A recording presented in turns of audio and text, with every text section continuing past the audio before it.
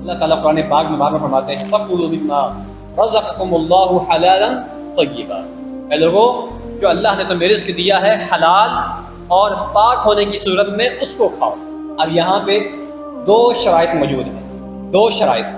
پہلی شرط کہ اس کھانے کا جو آپ کھا رہے ہیں، جو آپ پی رہے ہیں، حلال ہونا ضروری ہے۔ اگر وہ حلال نہیں ہے تو دوسری شرط تو ویسے ہی ختم ہو جاتی ہے، بنیاد ہی ختم ہو گئی۔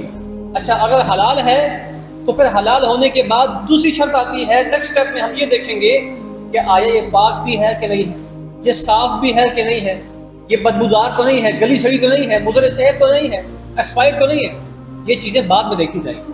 دو شرائط ہمارے کھانے کے لحاظ سے بہت اہم ہیں، ہمیشہ ذہن میں رکھیں۔ ہم روزانہ کھاتے ہیں، ہم دن میں 3 ٹائم کھاتے ہیں، بلکہ ہر وقت ہی کچھ نہ کچھ کھاتے رہتے ہیں اور ہر وقت ہی کچھ نہ کچھ ہم پیتے رہتے ہیں۔ تو کھانا اور پینا اس کے لحاظ سے ان دو شرائط کو ہمیشہ ملوث خاطر رکھیں۔